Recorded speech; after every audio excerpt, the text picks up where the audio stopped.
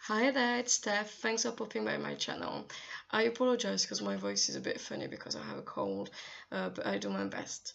Today I wanted to share with you that card I made using that Clearly Besotted stamp set called Happy Everything.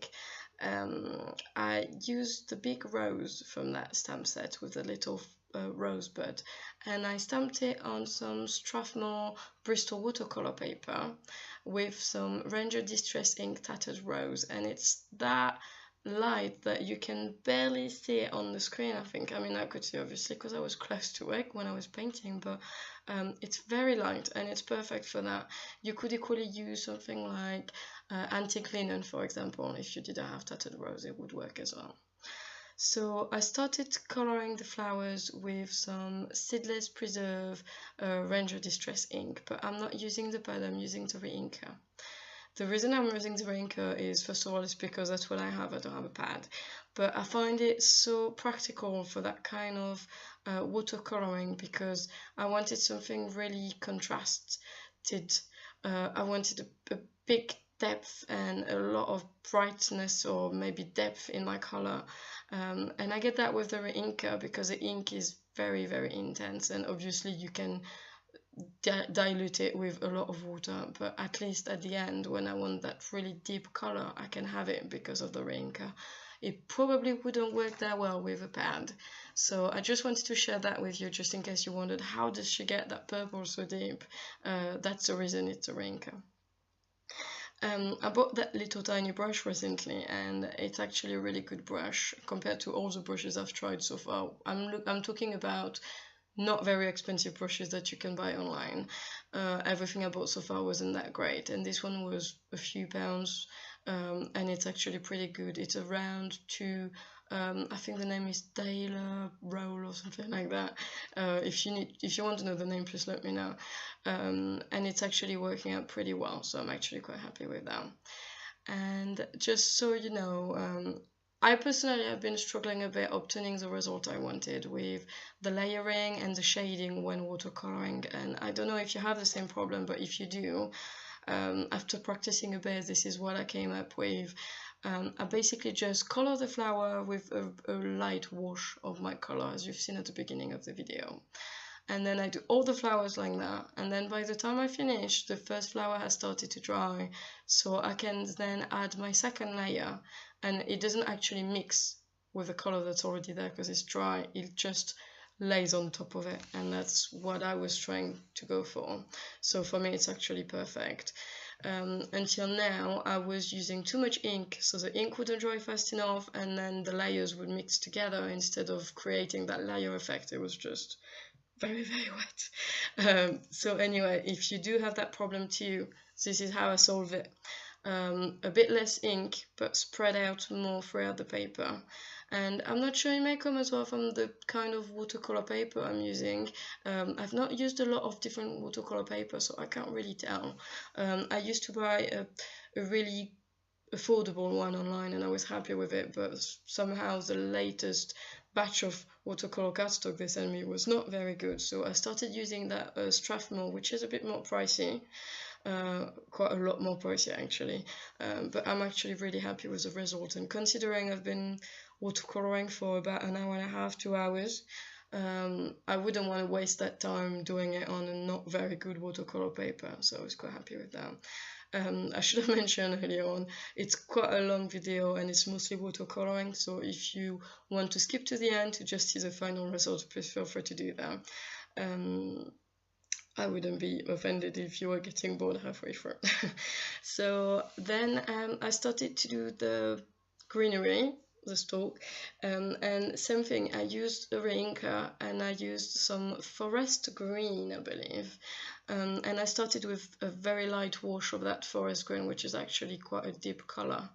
And what I've done after I start this wash, I used my little piece of kitchen roll and I removed even a bit of ink, and then the color that's left is even lighter.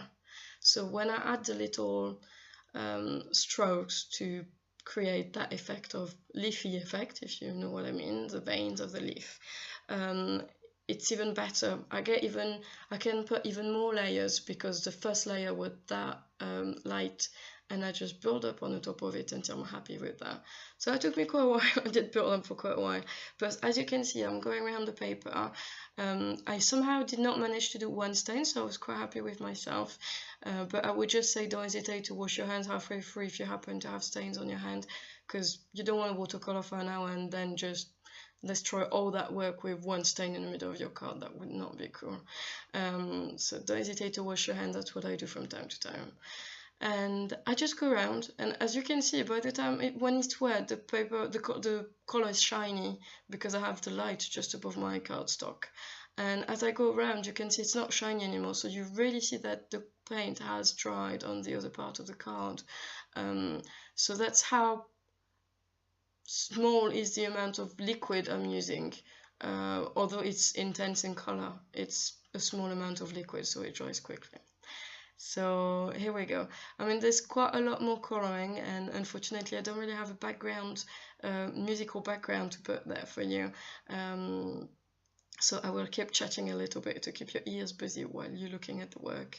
I personally, I really like that. I've seen so many people doing that kind of shading and layering, and a lot of Altenew stamp set would be great for that technique. I've seen someone do really great things with Altenew stamp set, and that probably would be one of my next projects, actually. Maybe not right now, but in the near future, because I love Altenew stamps.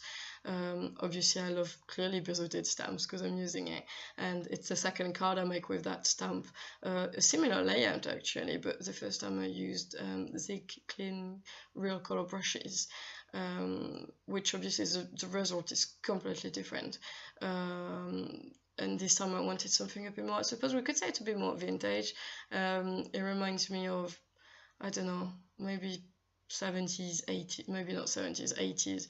In France everything was late, so what was 17s in France maybe was 60s somewhere else, I don't know. But I really like that kind of vintagey effect, and I think these colors were perfect. I was pondering using some Maude Lawn, which, if you know all the Ranger colors, is a bit more, but it's definitely more green.